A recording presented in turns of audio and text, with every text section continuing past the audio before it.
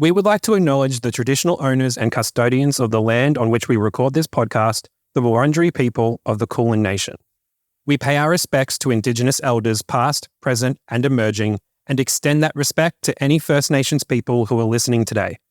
Sovereignty has never been ceded. It always was and always will be Aboriginal land.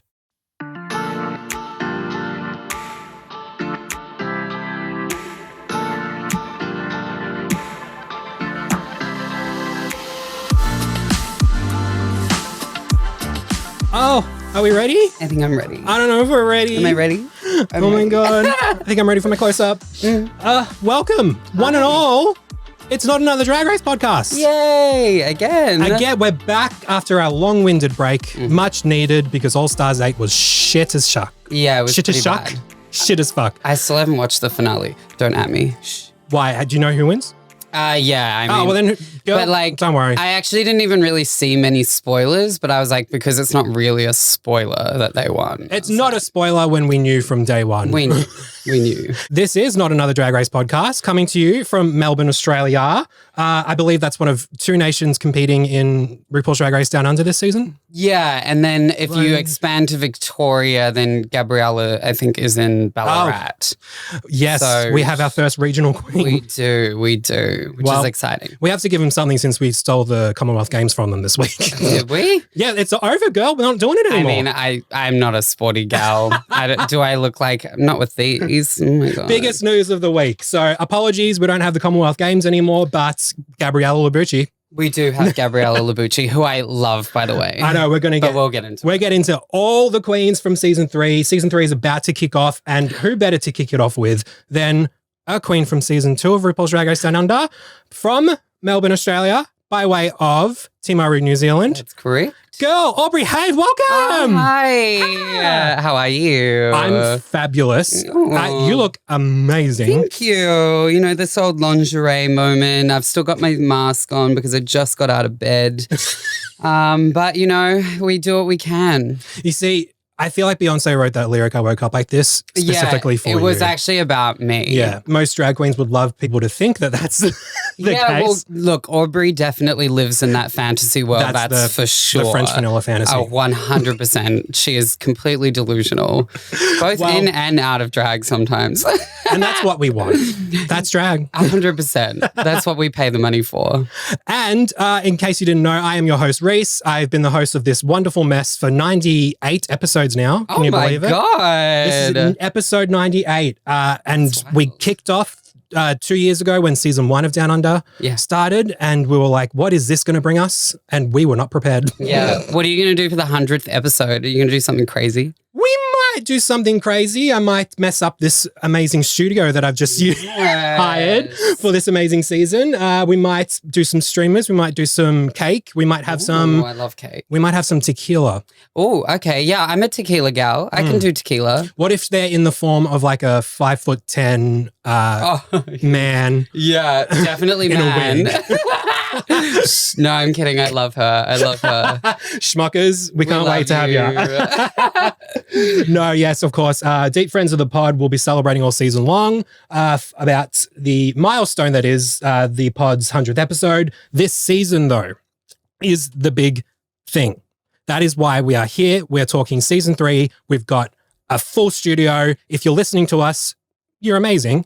But you can watch us. How cool is that? I know. This was meant to be seen. I mean, yeah, I didn't get up in all this for nothing. Exactly. So please watch it if you feel like you want to see the fantasy. If you want to see Aubrey Haive looking stunning, go to youtube.com/Not Another Drag Race podcast. Yes. It couldn't be more easier. But if you want to keep listening audibly, hey, I'm not going to tell you how to live your life. Yeah.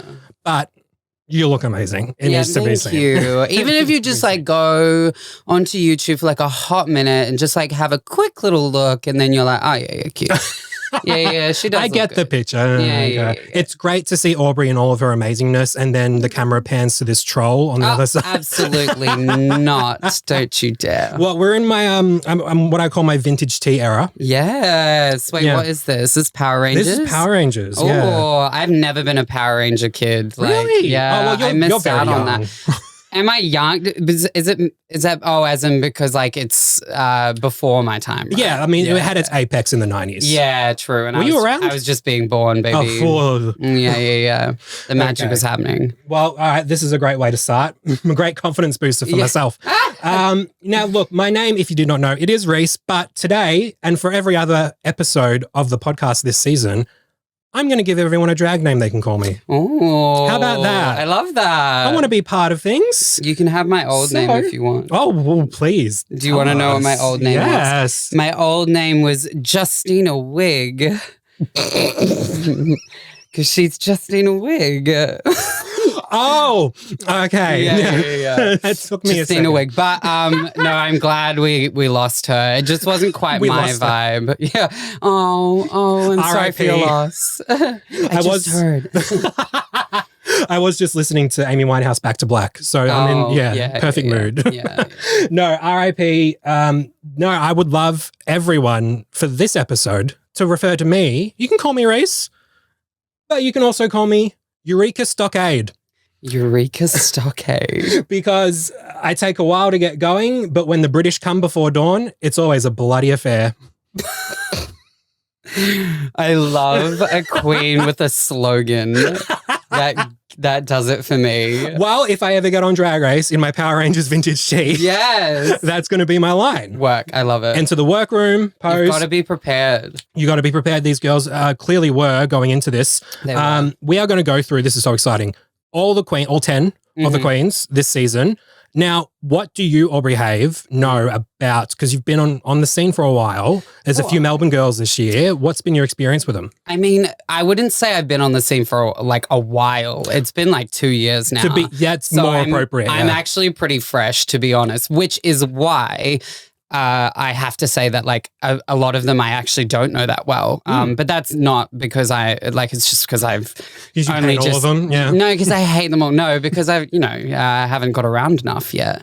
But I'm working on it. That's the thing. You've got some good gigs I've seen recently. Yeah, no, it's Circuit, Pride of Our Footscray, the 86. Yeah, it's been going really well as of late, which is great. But no, I know of like pretty much all of them. But I've actually only met a couple of them this year, which is actually really exciting. I kind of like it better when you don't know much about the girls at all, because then everything's a surprise.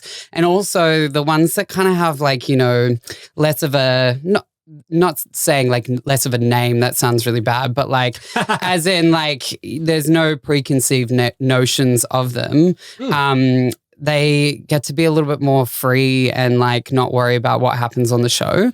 So I feel like you get way more like authentic and like fun like stuff happening on the show. So I'm really excited for that. Yeah, that's what we want. Yeah. Especially Down Under. Yeah. Because that's more our speed. It really is. And like we saw from last season that they really are kind of going in on like the chaos of like Aussie drag in like a really like endearing way. Like we aren't always we're not all the most polished. Spanky. No, but I mean, I say that, but like, you know what I mean? I don't mean like a lot of the queens here are very, very like good at what they do. And where's the glamour? Yeah. There it is. But I feel like in the US, they kind of hold that sort of standard, like it's a different standard. It is. But that's kind of the like endearing and like cute, like fun thing to watch about Down Under. It's more camp. Yeah, 100%. It's just camp. It's a good time. Yeah, we don't take ourselves too seriously. No. I do.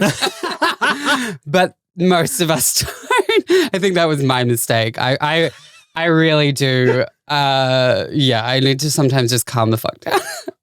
Oh, can I swear?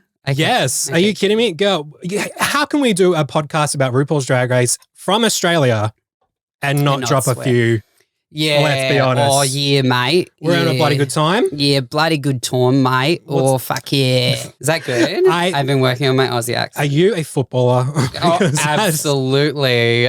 No, I did actually used to play rugby because we play rugby in New Zealand. We don't really. You don't play Aussie rules in New Zealand? Surprisingly, no. Though some people think it's the same place, so they probably do think that. Correct. No, but we play rugby. So I did actually grow up playing rugby. And I went through like a pretty, I was a emo kid for a little while, so I had a lot of emotions. I did really like, like tackling and running and like all that kind of like masculine stuff. Oh my God, you were Regina George at the end of Mean Girls. Fully.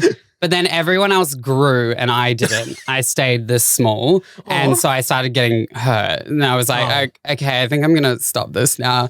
What else can I do? Oh, I know, cross-dressing. No, I'm kidding. Become a crossy, move to Melbourne? Yeah. Oh, that fun stuff. Well, can we actually talk about your drag origin story? Yeah. Because it is, as you said, you've only been doing it for a few years. Yeah. I'm that arsehole who has, well, I wouldn't say I'm an arsehole. I'd say I'm a practical, emotional area in which I try to forget that a couple of years ago we were in lockdown for 2 years. Yeah. See, I can't forget that because if that's that when you didn't were born. happen, I wouldn't be here, which is kind of wild. So you started doing drag in lockdown. Like, was it just the makeup situation or were you like, let's get into everything? No, mostly makeup. So I started sort of playing with makeup.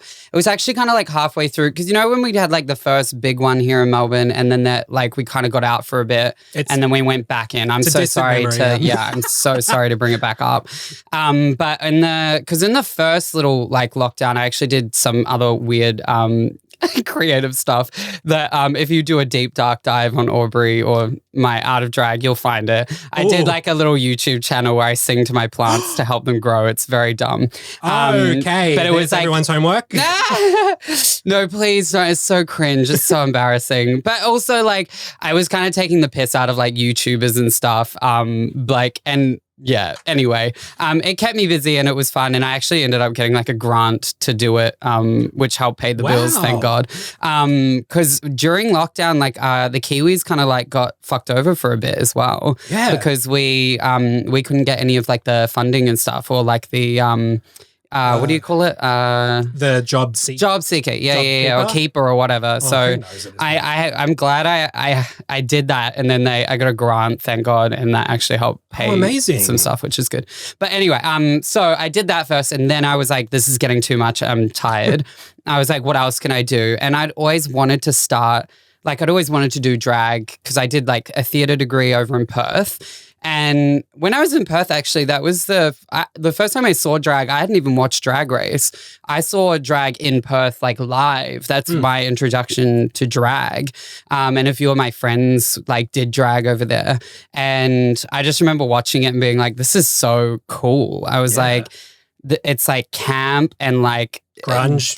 Grunge. Yeah. And like the Perth scene, I mean...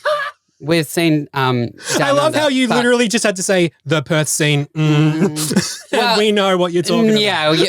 Other than that, which is actually not like fair because a lot of the queens over there are so freaking talented. Oh, amazing! And actually, like they really hone in on like making sure that all the drag performers are like really like triple threats that you can do everything, and they go in with like the choreo and like the group numbers, which I love. So, and that is actually like quite like an Aussie or down under like drag thing of doing like the group choreo, group show kind of thing, which we hold quite, we're quite proud of that sort of stuff. So seeing that, I was like, oh God, this is amazing. But because I had friends that did it, I saw behind the scenes as well. And anyone who sees behind the scenes of drag, it'll make you hate it immediately because it's just like, it's so chaotic. There's so much to do. Like me just putting these nails on took me like, what? How long did that take before this? Oh God. Too long. If we're being honest, 10, yeah, 11.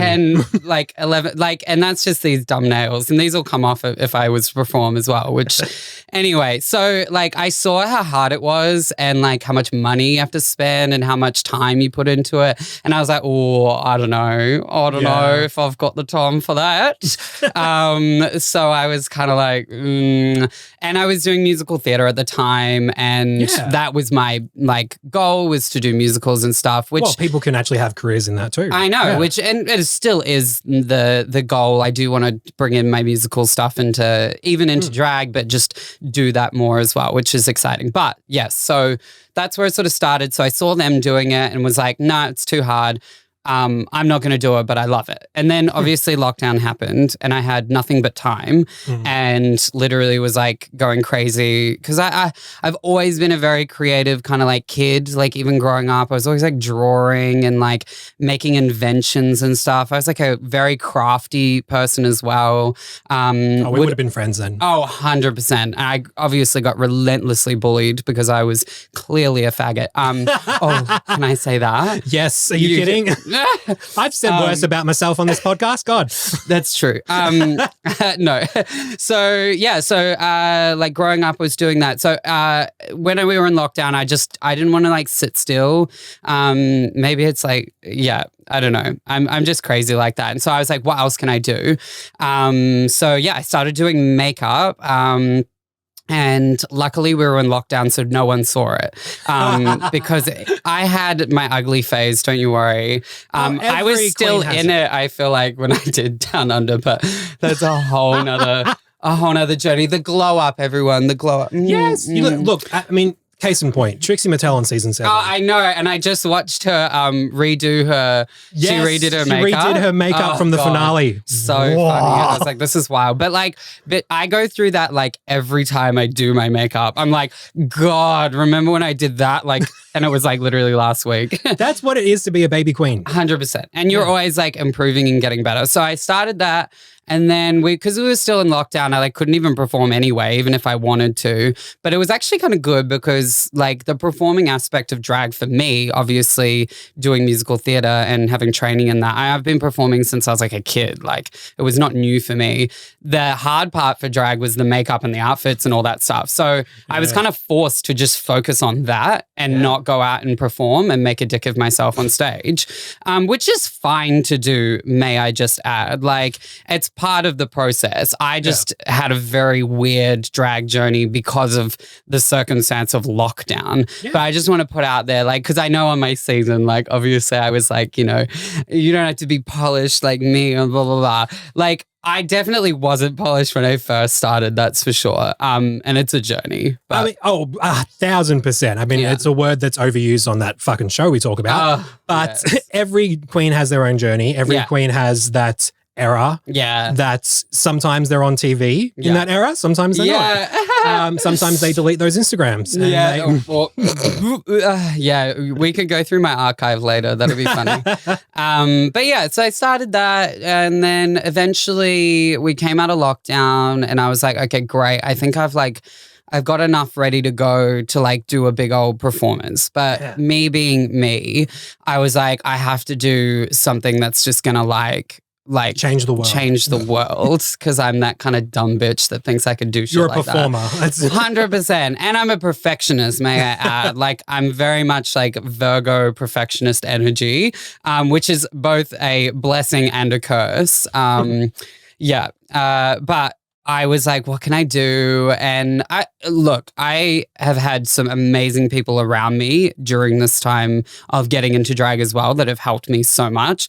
Obviously, one is Gloss, who, if you don't know, you should go follow Gloss. Yeah. I wonder if she cares. She wouldn't care about me talking. We dated for a while. Quite a while, actually. We only broke up recently. Aubrey, this isn't a hot tea spill serve exposed. But she's single now, so work. Get in there. So am I. So hello, hit me up. You can go on that MTV show, X on the Beach. Fully, actually, they did reach out. Someone reached out to do something like that. Are you kidding? Yeah, I'm not kidding. Because I think it's Stan. Is Stan doing it? Stan's doing a different one. Oh, are they doing I Kissed a Boy? No, it's some other one, but they reached out to the queens being like, do you want to be on it? And I was like, I'm actually in a very committed relationship. 3 months later, gone.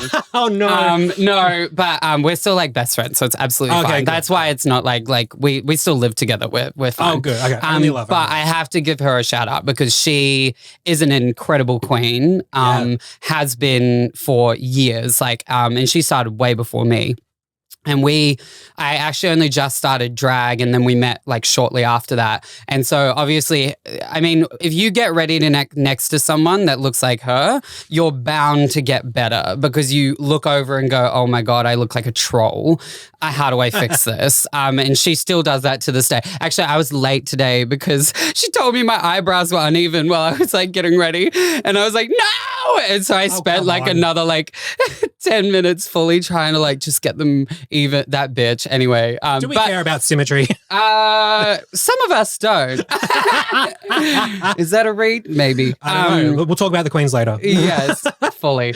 But yeah, so I had a lot of people like Gloss and some other queens, Valencia as well. Is another one here. Friend of the pod. Nam, who really like helped me get really good really quick. And I wanted to mention Gloss mainly because she is like this beautiful queen who does really dumb like mixes that are very like what the hell, like crazy weird. And I loved that. So she was sort of my introduction to like mixes and like camp drag in that way. And so when I was like creating my first number, I was like, oh, I have to do some big old mix that's like super crazy and weird and kind of dumb. And so I did this like Mikey inspired number where I made like a whole dress out of Mikey cards. Oh my God. And I made a mix that I actually did it recently again at Circuit the other day, which was really fun to do again.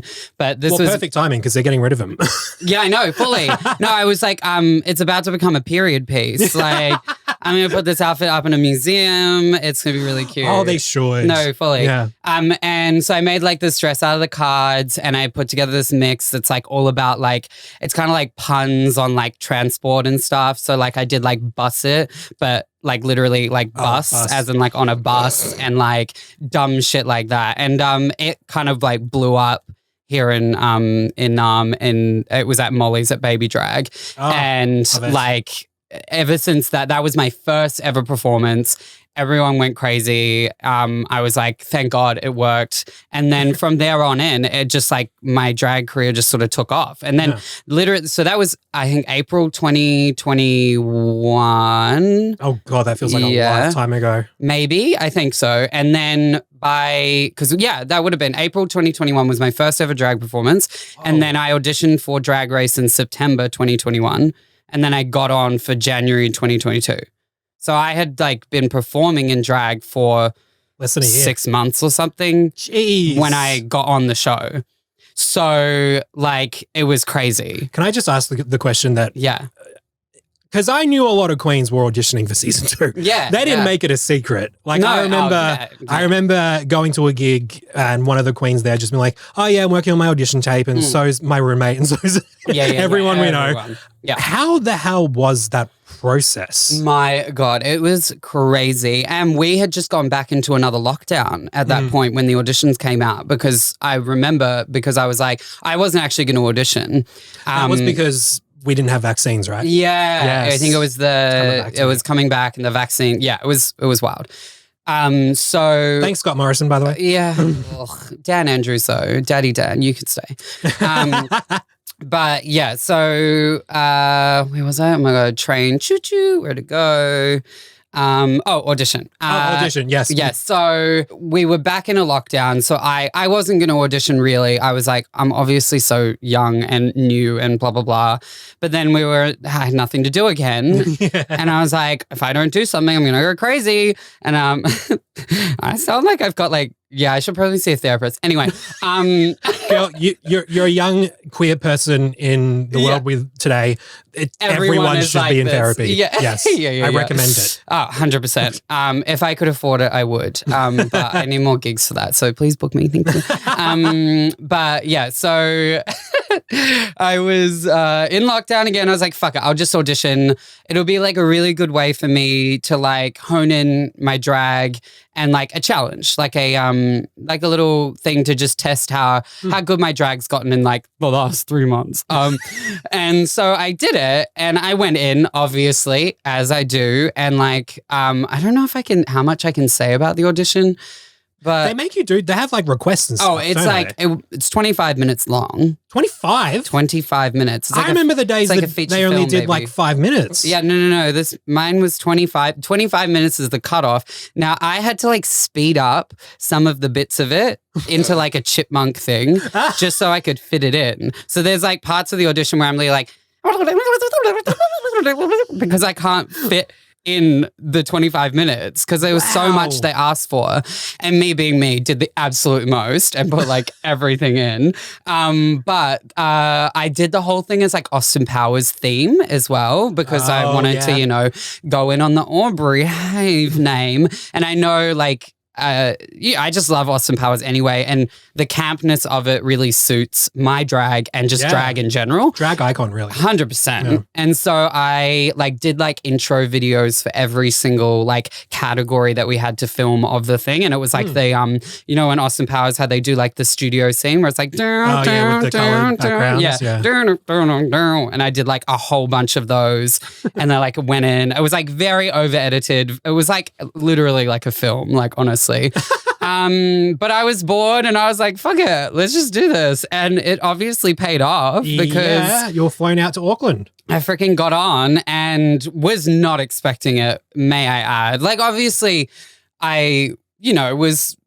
when I auditioned, I was like, I know that personally, being a theatre kid and stuff, like, I know I can do the things that you need to do on Drag Race, like all the, because it's the challenges are tried and true. I was going to say, like, this is the thing about Drag Race. Like, you can be an incredible drag queen, but you might actually not be the best queen for Drag Race. Drag Race is like a whole nother race. No, sorry. It's like a whole nother, like field game. Like the things that they make you do are not like even things that like a drag queen or drag performer, I should say, even sort of would need to tend to do in the as a working or a professional performer. So like for people that are like auditioning and you're like, I didn't get on, what the hell? Don't like take it too like personally. I like your drag is probably still incredible. It just might be that like you're not right for the show, like because the show is a whole nother thing. That's the thing I always want to bring up whenever these queens get like eviscerated online by fans is that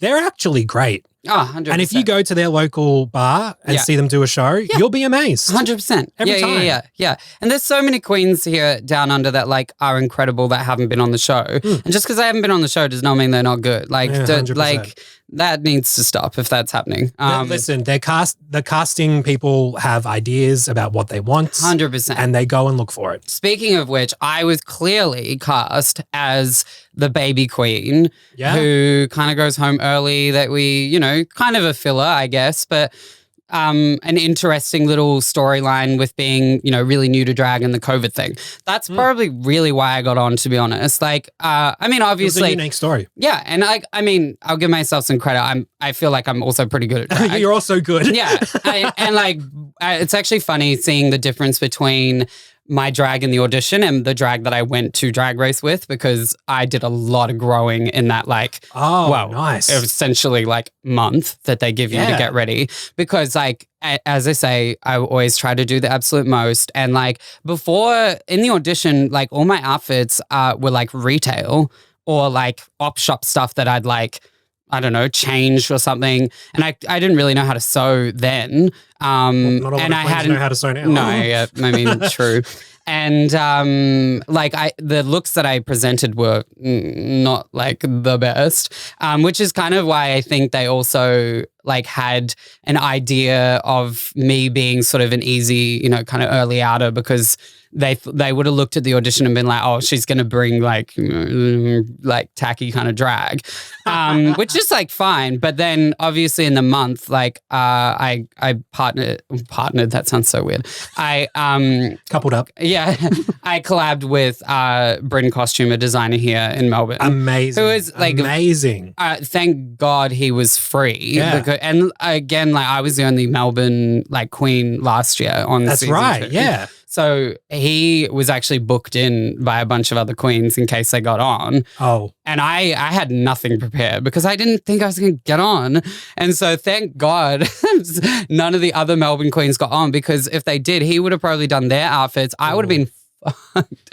But luckily we worked really well together. Like we clicked immediately. And because I love creativity and all that stuff, like I was in the room helping make. I mean, he did a lot of it. Like props to giving him credit. But I was definitely in there like helping, and I learned so much in that process, and I fucking loved it. That was my favorite part of Drag Race for me. It's actually getting ready for Drag Race, which sounds crazy because it's also the most stressful time of your life. I totally see that. I think that it's the opportunity for you to be so creative and get such a crazy opportunity to make what represents you as a queen. 100%. With all the categories that you get given that you have to make for. Yeah. So, and I had to do like learning and growing real quick because like, as we say, like I was only performing for like 6 months. The queen that I am right now, even in comparison to like during Drag Race, is completely different. I've gotten like, we obviously grow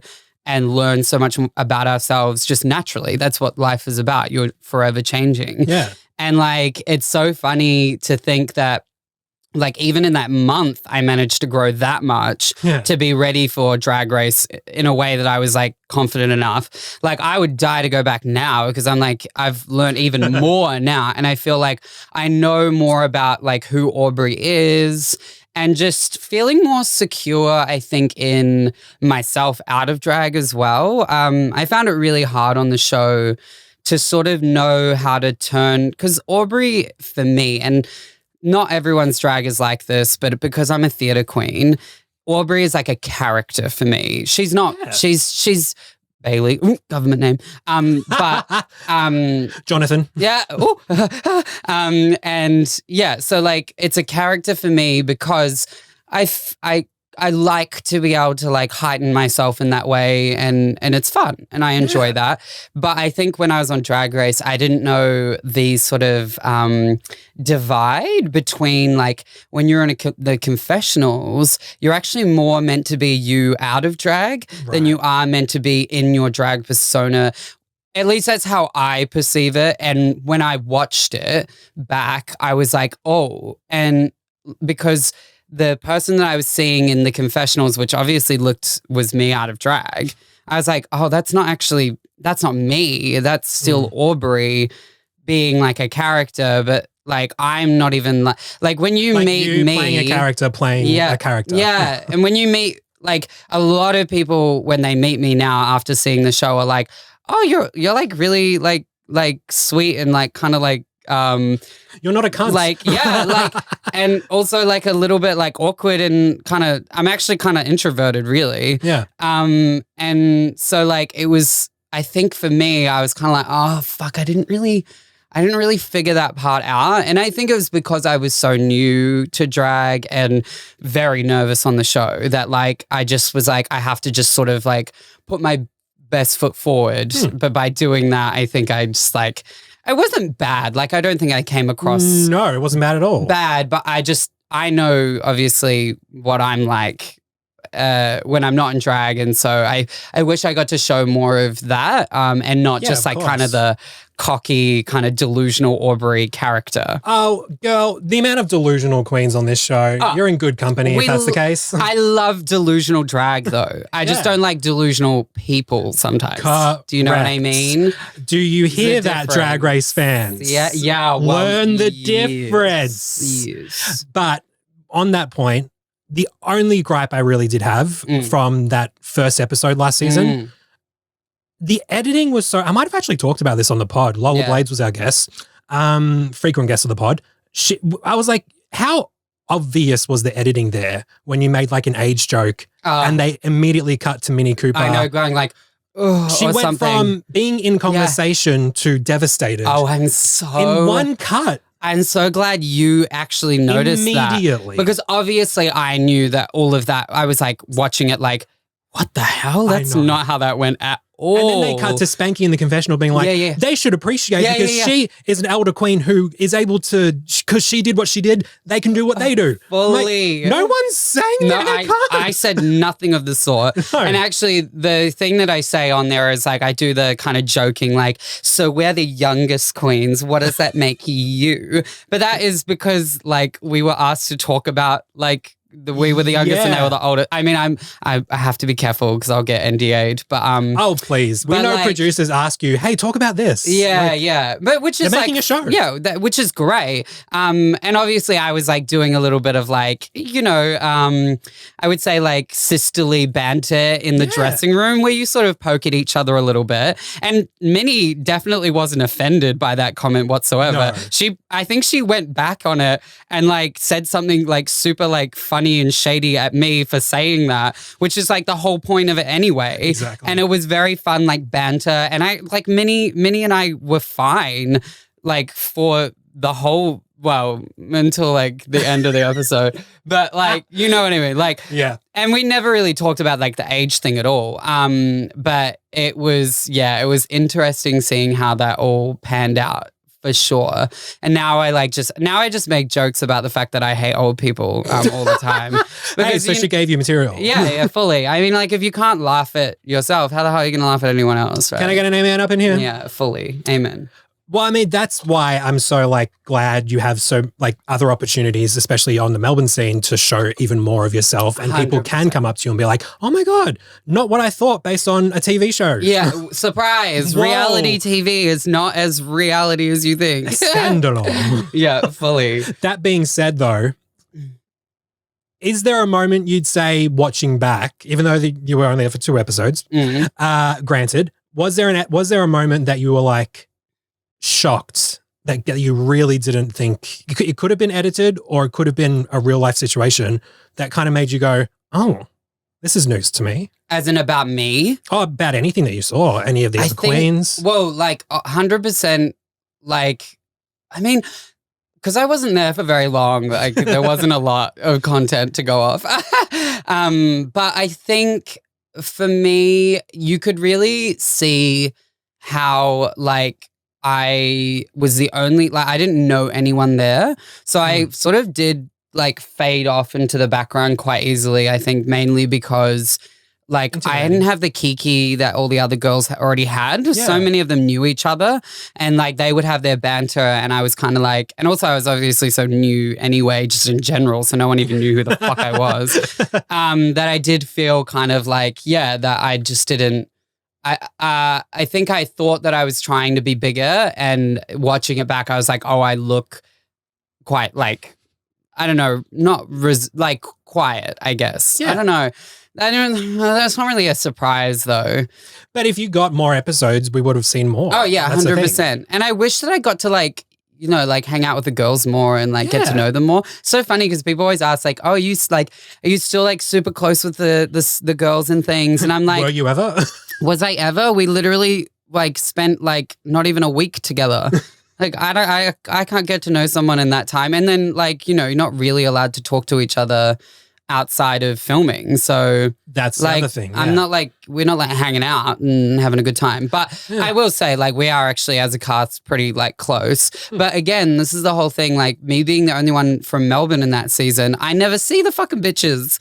So Melbourne, can you book these girls and bring them over? I want to see my sisters more, please. And when they're down here, come join us in the van. Yes. Here on the pod. And also the opposite also applies. Please book me to come over to your states so that I can come and kiki with the girls, because I do love them all. They're really sweet, and we get along really well. It was so fun. We did DragCon, like everyone except DragCon LA, except poor little Fo, who we love. So I wish she could have been there, but oh, she's stunning. I love her. She's chaos. Like fun. Yeah, literally. She's so loud. My God. That was not editing, everyone. That is the truth. No, we love her. But yeah, it was so nice being over in LA with all the girls again and just just sort of hanging out and just, it was cute. Well, here's the thing. You got to do, for those who don't know, at DragCon, they film a series for Wow Presents Plus called Bring Back My Girls, hosted by T.S. Madison, who we love. Oh, my God. How was it meeting her? Oh, so surreal. That was like wild. I like hugged her for like, I think a solid minute because I wouldn't let go. and she kind of wasn't either, but I could also tell that she was kind of like, okay, bitch, like I got shit to film. But I was like, no, please. She's like, which country are we doing here? No, stop. No, she was actually so great. Oh God, I can't wait for you guys to see that though. Ooh, I can't wait to see it. I was devastated I couldn't go. I even mentioned it on the pod. I had tickets. I was going, had my VIP DragCon ticket. I had my press pass approved for the second year. Had the flights. What happened? Let's just say Reese wasn't in the best place to travel to the other side of the world and have fun. That's fair. And spend thousands of dollars that he doesn't really have. Yeah. And you know what? Being able to recognize that is a huge thing in itself. So that's good for you. Yeah, no, it was that's good. Without getting too deep on the pod, which, you know, happy to do in some instances. Yeah, we like it deep. We do like it deep. Speaking of getting deep, this isn't a great segue, but I'm going to go with it anyway. I'm so glad you brought up the runways. Oh, yes. If people listening, watching, have not gone on Aubrey's Instagram and seen the runways that we could have seen. Oh, girl, the chain runway. Oh, yeah, that one's fun. And that photo shoot was really fun too. That could be on Cardi B in a music video. Seriously. I mean, I thank you. Sick. Yeah, we, as I said, like that process of making all those looks was a highlight for me. And I was really proud of them. I was so proud. I mean, I know the girls, when I got sent home, they were like, whew, thank God, dodged the bullet there. And they'll say that because I definitely came in like guns a-blazing with the looks. That's the thing. When you looked around and saw the other queens and what they brought and like first impressions, who did you think was going to be a potential winner? Oh, I mean, I was already obsessed with Yuri and like, oh my God. But love Yuri guy. I just love Yuri so much in all facets, like her drag, her personality, her out of drag, and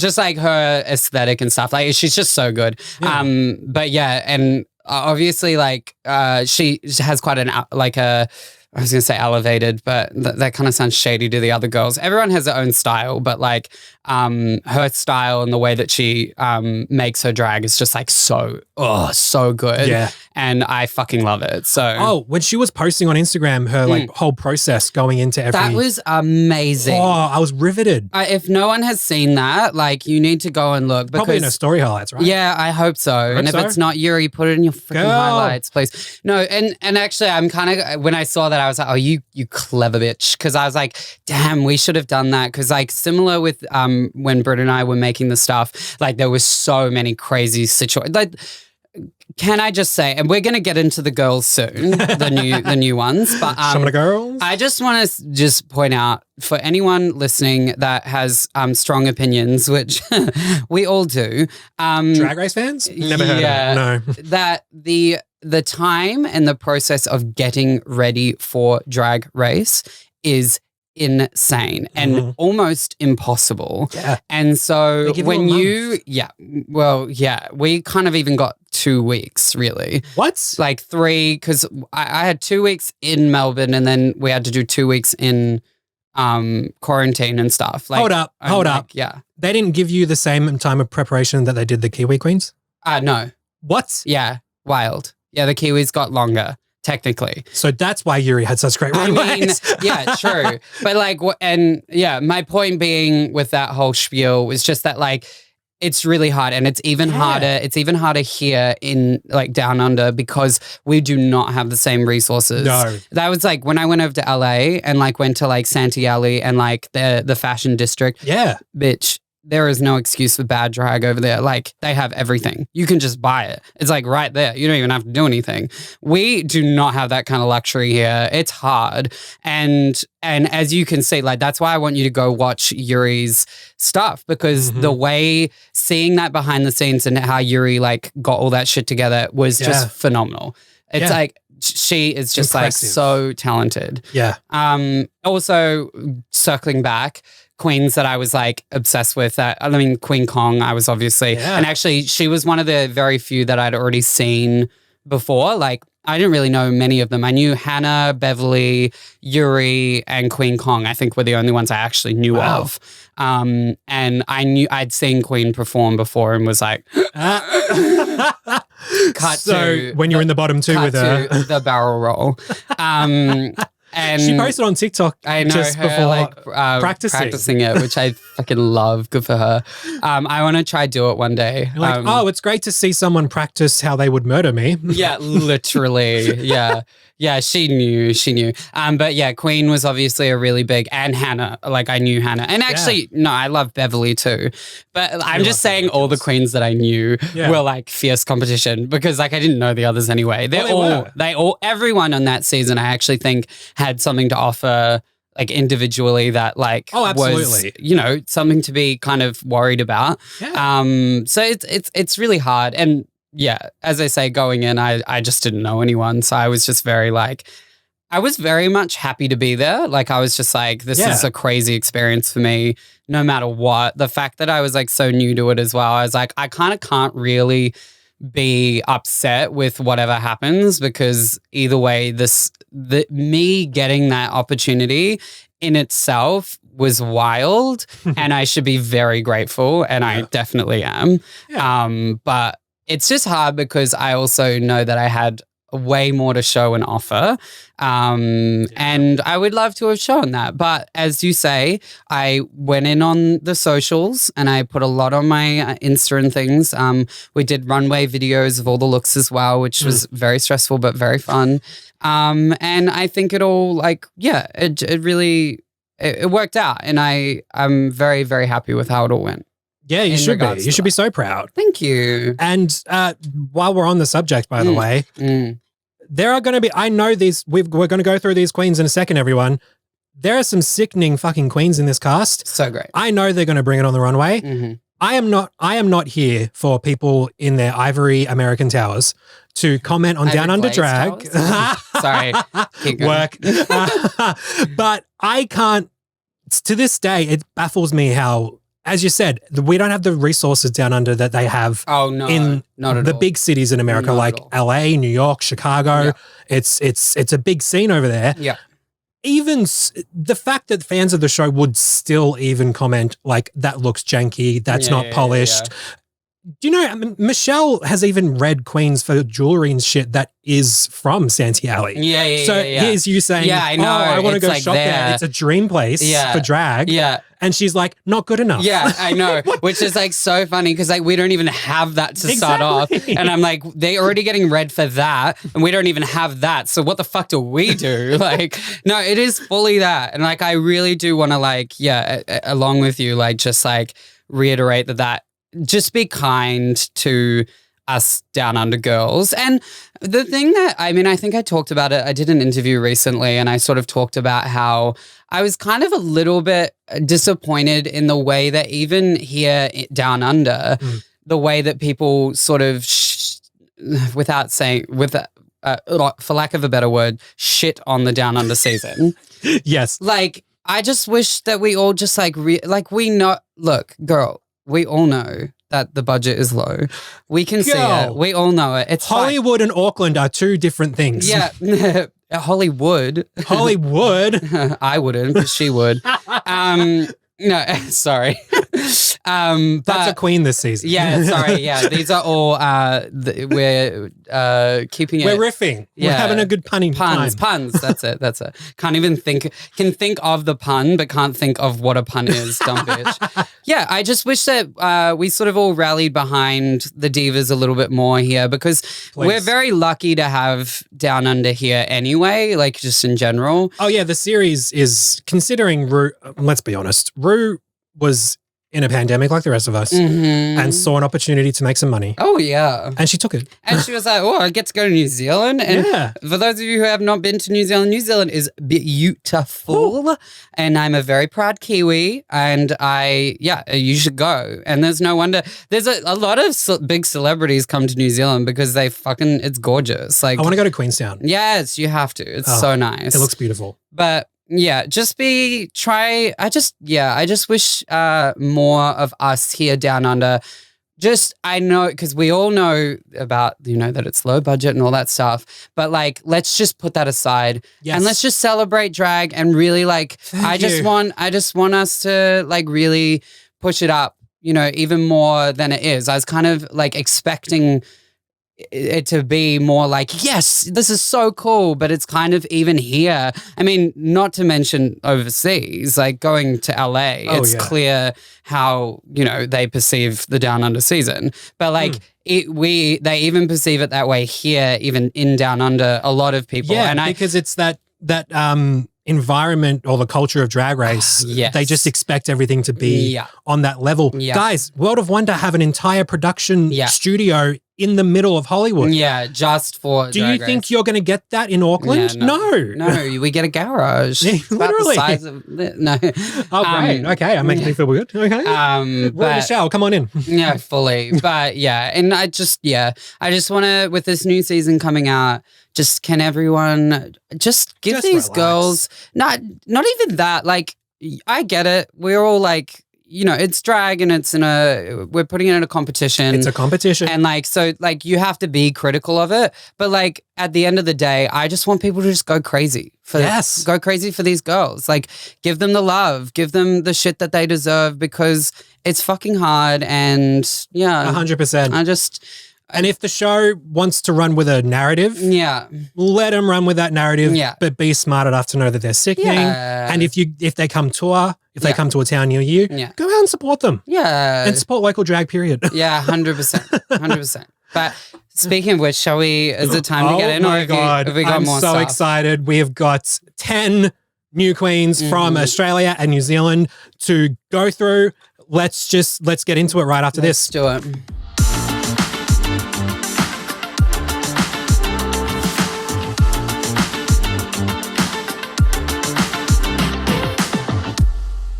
Do you know a little game we play on this podcast and have for about 98 episodes now called NYASS or Pass? Yes, I do. Now, thank you again, Lola Blades, for bestowing onto us the NADRP version of Toot and Boot. If you don't know what it is, if we love a look, we give it a NYASS. And if we don't like a look, we give it a pass. This is going to be one hell of a season of NYASS and Pass, I can tell you that. I know, based on the promo we saw this week, we got some good stuff coming. Oh, I'm excited. I'm so glad that they like put out some like little teaser stuff, because it's really got me going. I'm very What are we excited. thinking about the guest judges? Is there anyone that excites you? Other than jealousy, what the hell? Yeah, you had Lucy Lawless. Yeah, and she read me for filth. Told me that I can't act. Did we see that? No, you didn't see it. But we didn't see much of it. That's the thing. No. No, she... Is that Lucy Lawless or a lacquered armoire just sitting at the end of the panel? Oh, true. No, I'm very jealous and very excited. So, I think we were meant to have guests, but COVID had hit fucking Auckland again. Yeah. There's a few Kiwi guests that are going to be incredible, like Rachel Hunter. Oh my God. Oh my God. I remember growing up just being obsessed with her, not realizing why. Obviously not because I was I mean, she's fucking hot. Like I would. Google's Are You Gay? I would. She could turn me, but I was obviously just obsessed with her because I'm a faggot and was like, oh, why is she so hot? It's crazy. And also, give it up for our Miss Universe Australia, Maria Thattel. That's incredible. She is stunning. Oh yeah, that outfit as well, the dress. Oh, I love her. I love her. And Adam Lambert decided to pop up. What was he doing there? I guess we'll find out. Actually, maybe he was touring with Queen at that time or something. Oh, probably. You know what? Actually, I'm going to pretend you know what? We're going to do that delusional thing and like supportive thing of Down Under. And I'm just going to pretend that, you know what? He flew over just for it because Down Under is worth it. Yes, it is. For that. Didn't he say things are always bigger down under? Yeah. And look, talking to Rue as he says that. Can confirm. If you know, you know. They know. Now, this is going to be so fun because I was just talking about like being so kind and generous.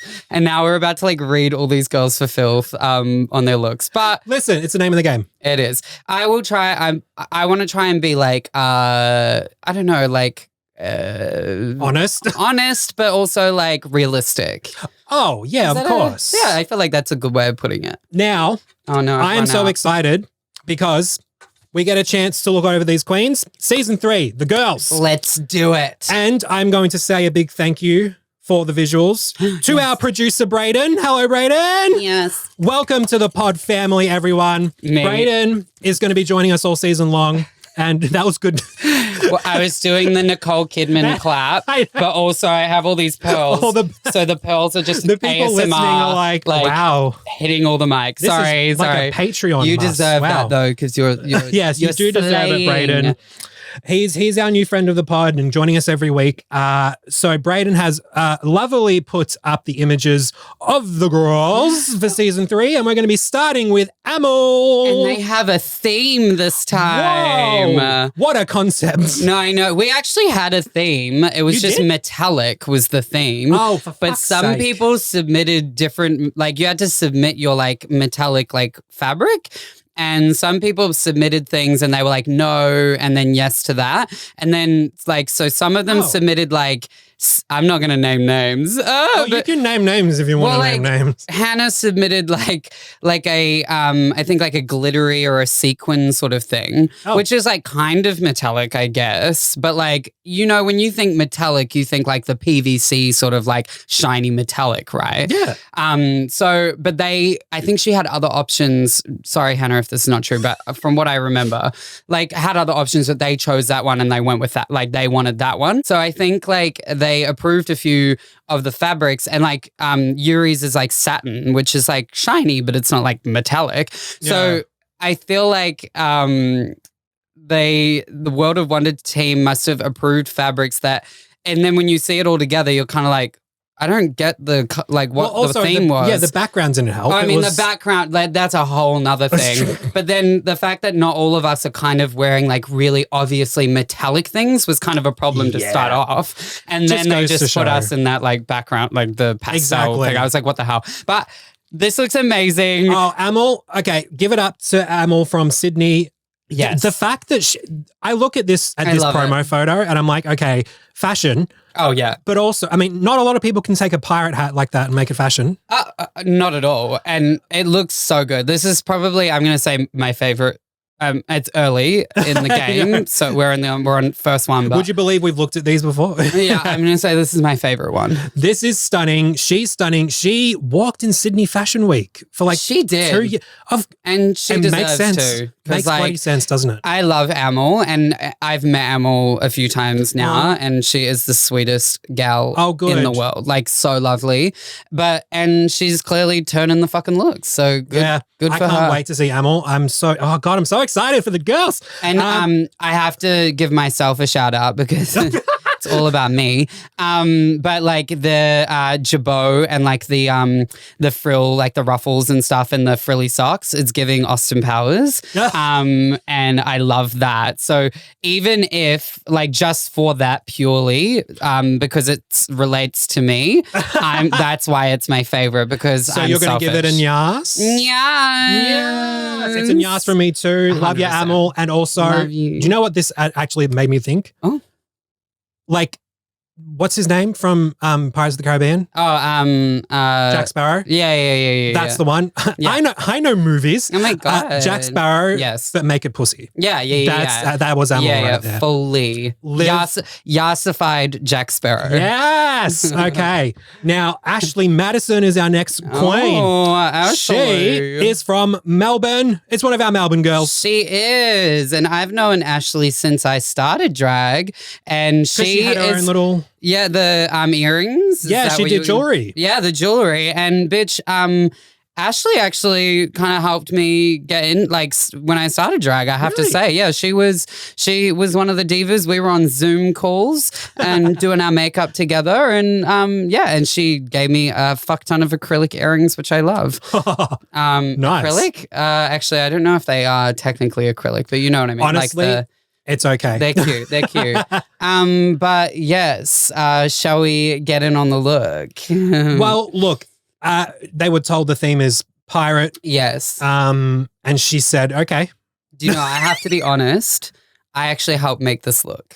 Really? Yes. Like the print or? No. So I helped make the bodice with a corset, lace bodice, and if she turns around, it's like laced up at the back. I did all the eyelets in the back to lace it up because Bryn did a couple outfits this year for the girls. Spoilers, but it's so stressful, like the time that you have to make it. So and because Bryn and I like make I pretty much make all of like even this we made together for drag con. Like I'm always in the room helping him now, which is lovely and it's very fun.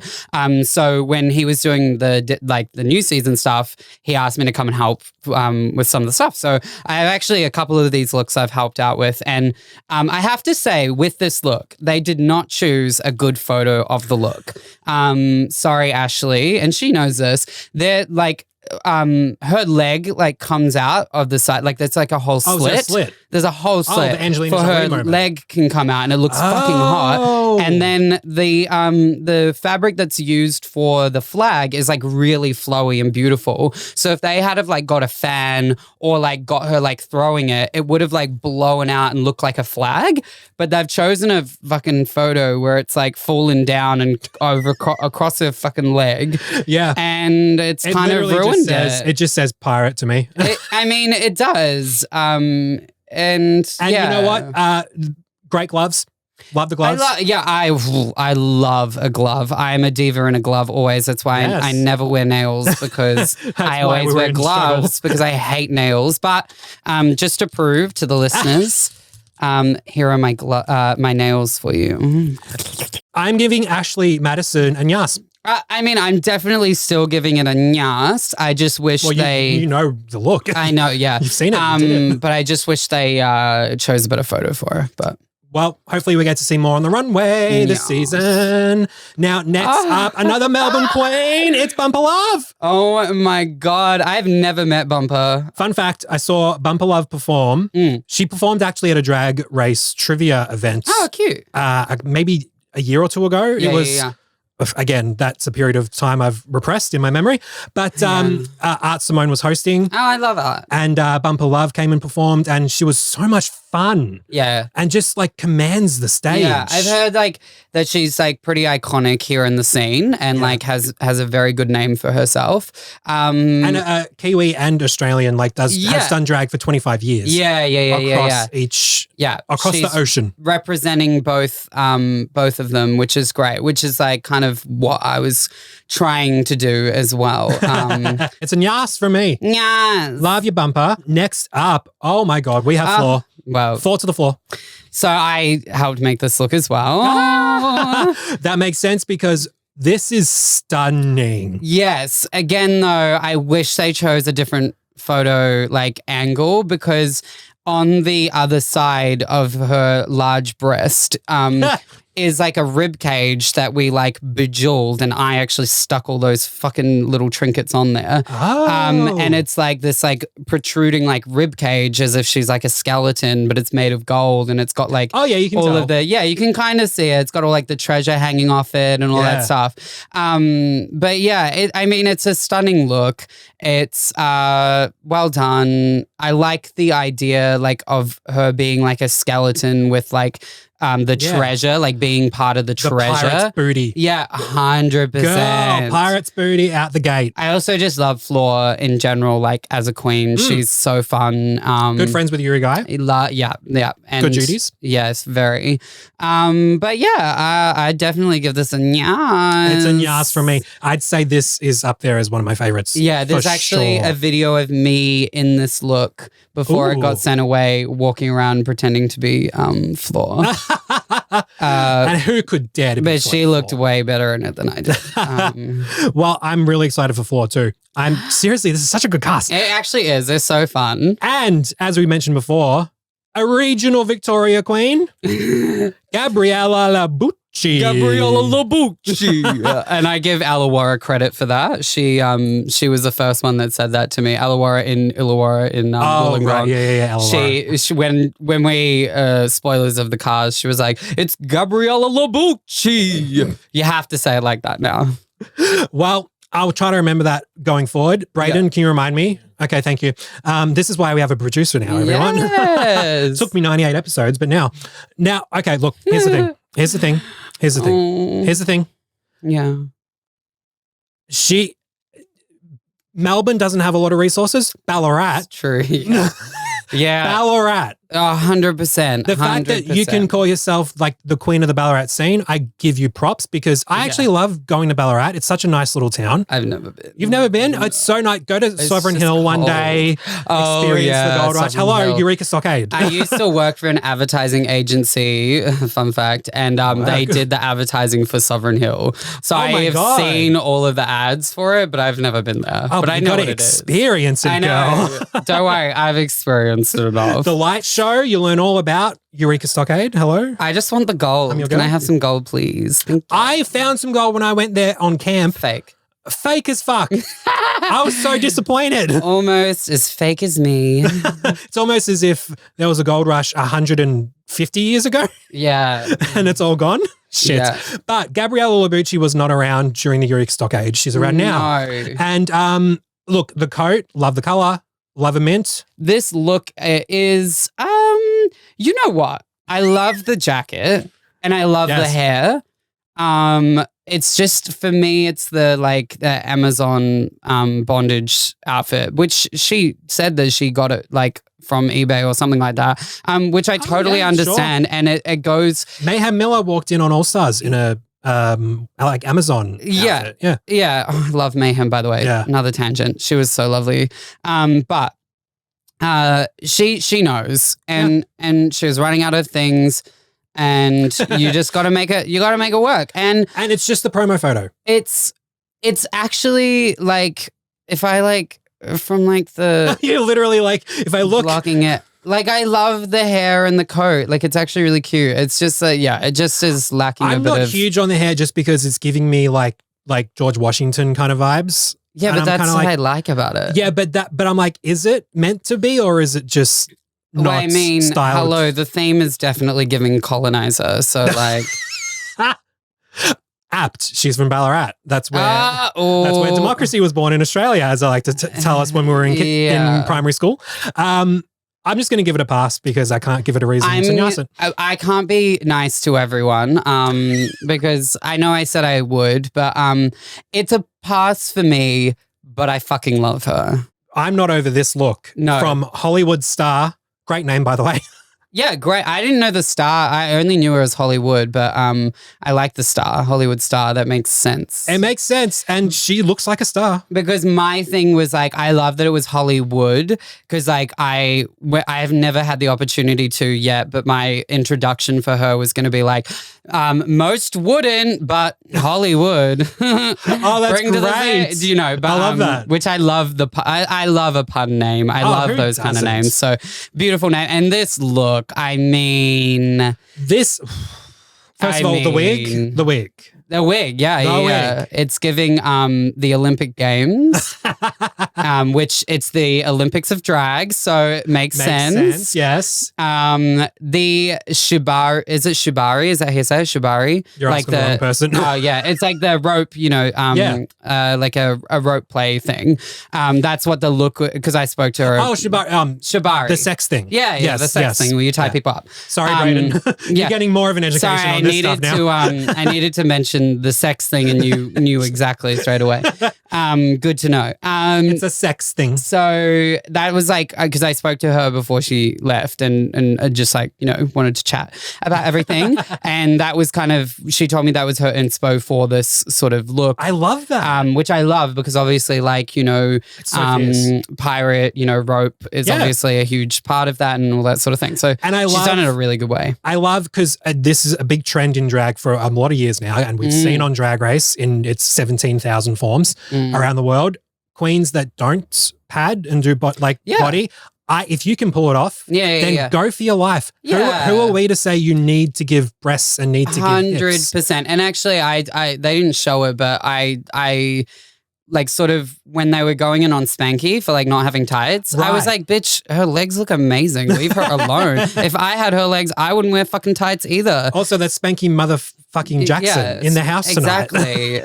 Can I go, hey, yeah, whatever she does. I love her. But yes, I agree. And but I mean, in saying that, she's got her proportions all correct, and like it's like cinched in the waist, and then she's added like the hip bits to like make her hip bounce out, which looks great. So it's given her the shape that she needs, and yeah, if you've got it, flaunt it, I say. Right, it's an absolute NYASS from me. Flaunted. NYASS from me Hollywood. too. And for people playing at home, she was born and raised in New York City and now lives in Sydney. Ooh, and New York, baby, which is, you know, where all the greats have come from. I want to go.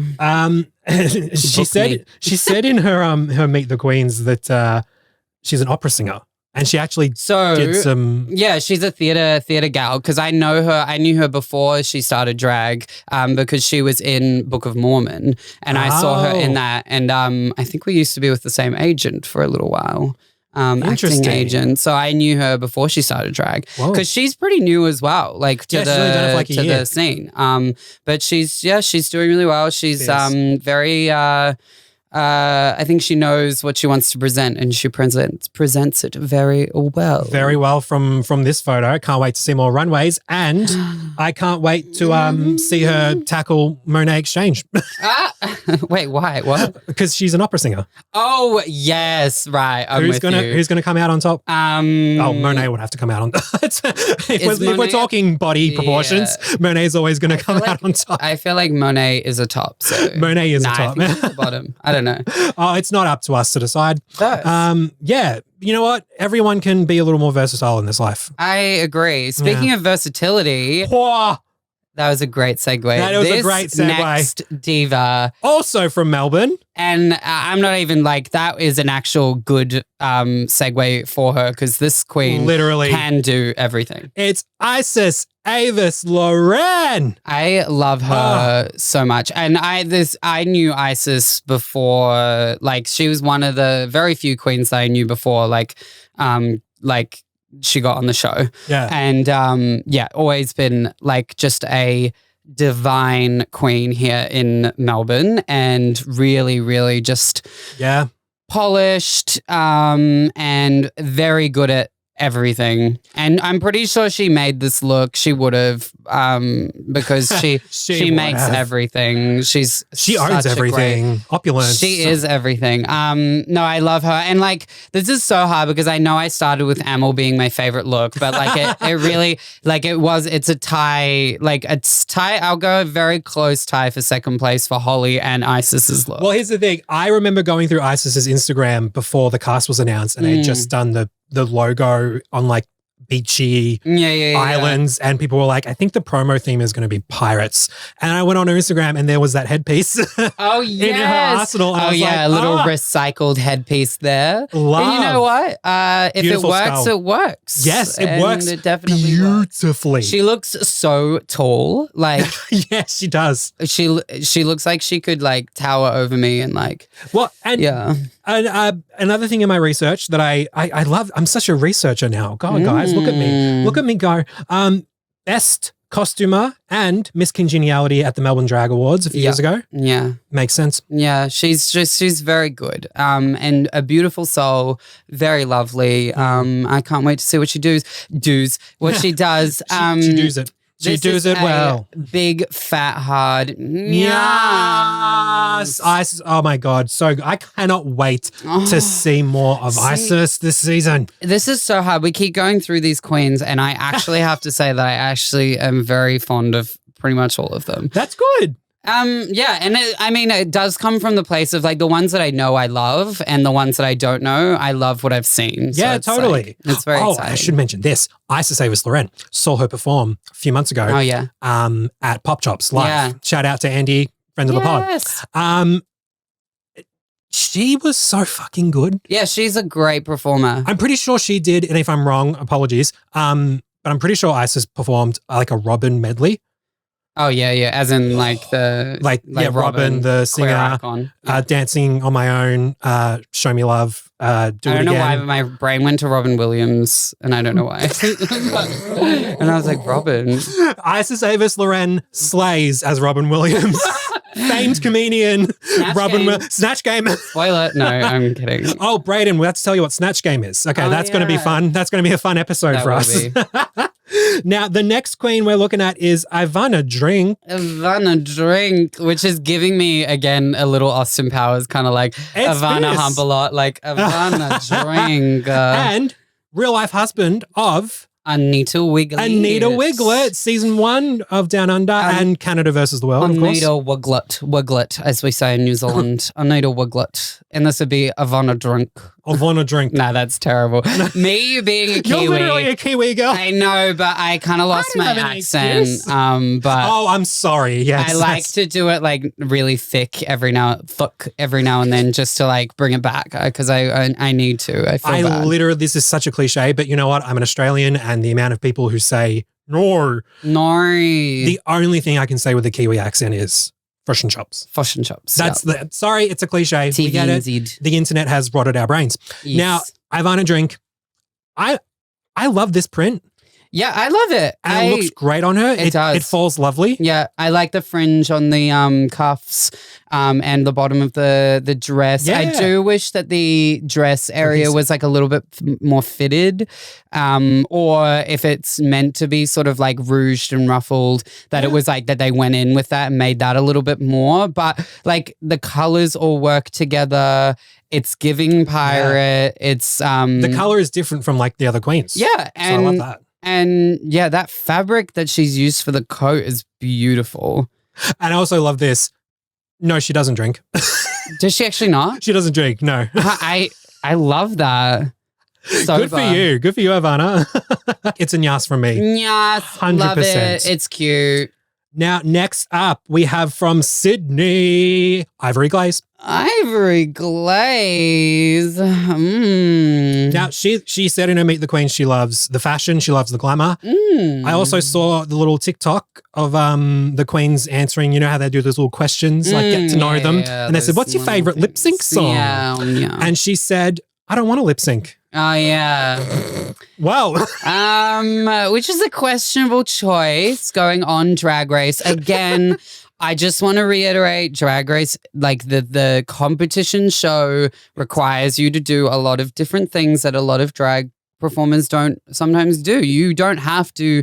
I mean, performing is kind of like I say for drag, it's pretty necessary. But in the world, for sugar and spice. No, and the world that we live in now, there are a lot of ways to be a drag performer that you don't actually like have to do the songs and lip syncs and things. Well, you can do it on social media, or you can be kind of more look based and all that sort of thing. It's all evolved in a different way. Or you could do none of those things and be Charlie Hides. Leave, Charlie. Respect your elders. Oh, I'm sorry. I'm not paying homage to the elders of drag. But yeah. Ivory looks stunning though. Does she need to lip sync? Because she looks stunning. She does look stunning. I think I've seen her talk about this look. I think that it was a bit last minute, and I think that there's elements missing to it that I know that she probably would have added. But I have to say, without like it's not hitting for me. Oh, I'm sorry, Ivory, and I love Ivory, and I've kikied with her. She's great. But yeah, I don't know. I think it's for me as well, because she said in her interviews and stuff that she is like a fashion girly, and she is, and like she has some incredible looks and stuff that I've seen her wear like in the scene. Yeah. That I was expecting more than this. Well, to make it easier on you, I am also going to give it a pass. Yeah, I'm going to give it a pass. I'm sorry, Ivory. I love you. But they also did you dirty for not editing out that seam in your tights. I'm so sorry Girl, for that. We're dealing with a Canva budget, okay? Oh, fully. But like, I like the ideas of it. This is no, like, I know that she knows this as well. So this is no shade. No, it's no shade. It's just missing Girl, it's just the promo. If you slay on the runway, we're going to remember that. I do love that, like, a harness vagina moment. I know that. My eye was immediately drawn to the vag area. I can't stop staring at it, if I'm to be completely honest. And I've never seen that done before. Would I want to see it done again? No. But props for doing something new. Exactly. Icon of innovation, Ivory Glaze. Yeah. And our last queen. I keep forgetting how like little 10. queens there are. Yeah. To be honest though, on UK, they don't need 12. No. They don't need 12. No. Although, I don't mind 12. I feel like 12 is It's a good number for a show, but also the last season of the UK was like, well, can we just have Cheddar Gorgeous and Danny Beard? They're so lovely. Oh, God, I wish I could meet Cheddar Gorgeous. Cheddar was divine. Anyway. Read a menu though. Read a menu. From Hamilton, New Zealand. Our Kiwi queen. This beat, can I just say, she looks stunning. The makeup is... How are you with wet hair? I love wet hair. People don't like it. Yeah, some queens are a bit iffy on wet hair. If it's done right, it looks great. And this, in my opinion, I like it. Yeah. I think that the outfit is like, to use Mini Cooper's words, is a bit ill-fitted. Just in the breast area, because they look like they're pointing in opposite directions. They're running away from each other, which happens. Sure. It's fine. But I wish that like the cups were a little bit closer together on the top. Well, can I ask this question? Yeah. Was she actually holding a parrot? Yeah, good question. Whose parrot is that? If I search on Canva right now, parrot, will that be the first thing that pops up? Yeah, it will be. If she's not, they've I kind of like the editing. It's kind of it's very camp. It would have been fierce if you rocked up to the photo shoot being like, here's my parrot. Yeah. I think that this look is like it's ticking all the boxes for me. Sure. Like silhouette looks great. It's like I like the hat at the top and then like the flow at the bottom. It's nice. It's cute. It's just not like, it doesn't blow my mind. Well, here's the thing for me. Black and skull. I like what she's done with the skull. Yeah. It's just black and skull. Yeah. You know what I mean? Yeah. I don't know. I like it. I think it looks cute. I would give it a NYASS. I'm going to be nice and give it a NYASS because I also really love the hat.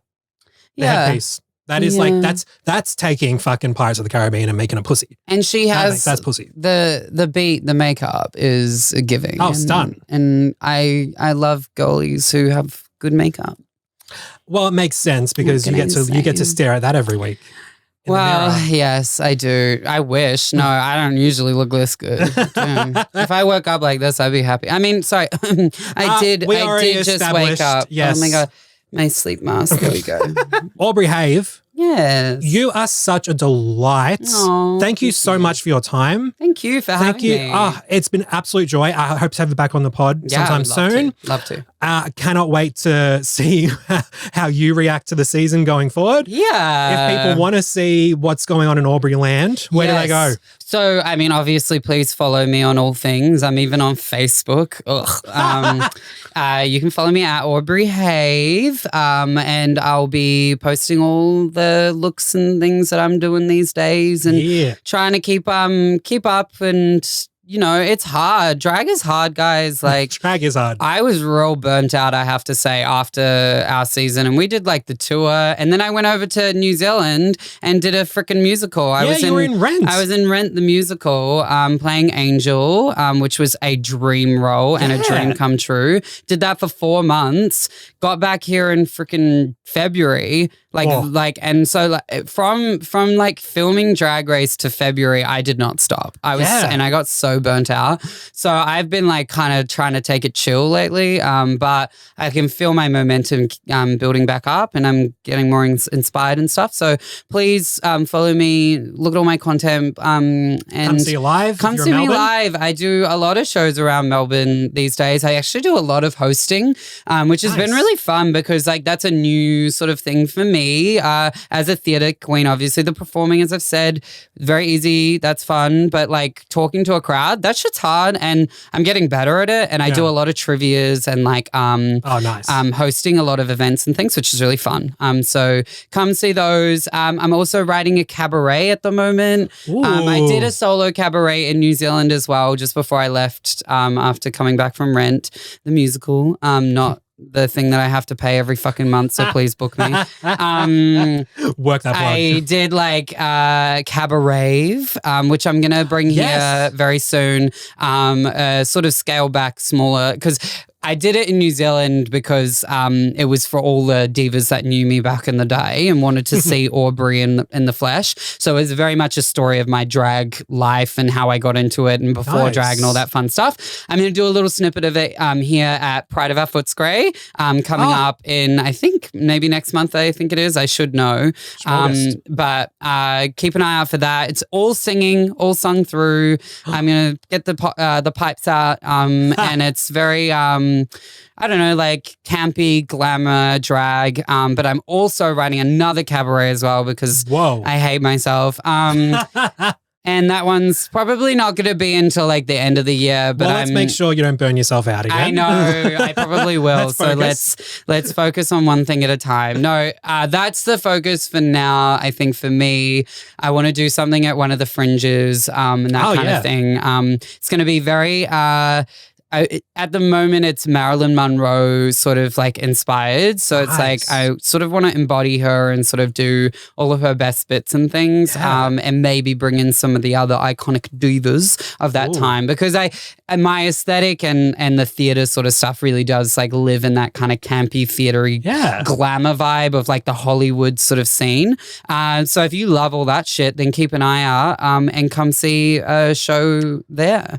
Girl, there is so many things on the horizon for Aubrey Haive, and I'm very excited about it. Thank you. Yeah, I can't wait to see you live again sometime soon. Yes. As she said, Aubrey Haive on Instagram, links to everything in the bio, website, all that stuff. Trying to think if there's anything else before we go. I mean, you're about to go perform at Pride of Our Footscray. I am performing there tonight. There's heaps. Well, Melbourne's just full of awesome drag. Yeah. So, it is. I mean, obviously you should go see Aubrey Haive, but also go support local drag. I want to say hi to you. Come meet you all. It's fun. I love it. It's great. Hell, case in point, this is a good story to end the pod on. I met you at Pride of Our Footscray. Did you? Yes. Oh, yeah, you did. And that was the night that you fully gagged me by doing a musical theatre number. I can't remember which one exactly. Was it Smash? Probably. Yeah, like and Marilyn, like standing still on stage, captivating the audience. And I was like, oh my God. And then she says to me, everyone, when I meet her, oh yeah, I had to just do a number where I could just stand because I broke my toe. You broke your toe. No, I didn't actually break my toe. My toenail came off. Fuck. Yeah, it's so funny. I'm doing my taxes at the moment. And I haven't done them for a couple of years. So I went back to that time and it was so funny because I was like looking at like a bracket and I was like, wait, I had like a couple weeks off for this. I was like, what happened in those times? Oh, totally. And like literally this was last night because I need to do them. And I was like, that was when the toenail came off. I remember that the well. Toenail error, yes. Yeah, no, fully. I was cloaking for a gig and someone had a can of dog food in their bag. This is a club gig, may I add, at night. And I don't know why they had it. And it fell and it landed on my toe and my toenail like fully came off and like my toe was in agony. But that's when we met. That is when we met. You'll be happy to update for everyone. The toenail's finally grown back amazing. To the regular length. I was going to ask. Only as of this very month. So that's a full circle moment. It is. How amazing is that? My toenail's back. Thank you. Oh. And she's here to stay. That's so sweet. I'm glad we had a full circle moment there. Well, next time I come see you at Pride of Our Footscray or Circuit or the 86, hopefully all the toes will be intact. Yeah, always. No more dog food at the pub. We love her. Yeah. No, I like all my toes, please. And if you like toes, you can subscribe to my No, I'm kidding. Wow, what a way to make an extra income. Just in case you are feeling burnt out and you need the... I'm definitely considering. Well, I think everyone should also follow Not Another Drag Race Pod on Instagram. Please. Because that's where we're going to be posting all stuff from the pod and from the show, updates, memes. Yeah. Love my memes. Yeah. And of course, go to the YouTube channel, Not Another Drag Race Podcast on YouTube. We're posting full episodes for the whole season, and I'm so excited. Thank you, Aubrey Haive. Thank you, Brayden. Thank you. Producer extraordinaire. And we'll catch everyone next week for episode 1. Bye.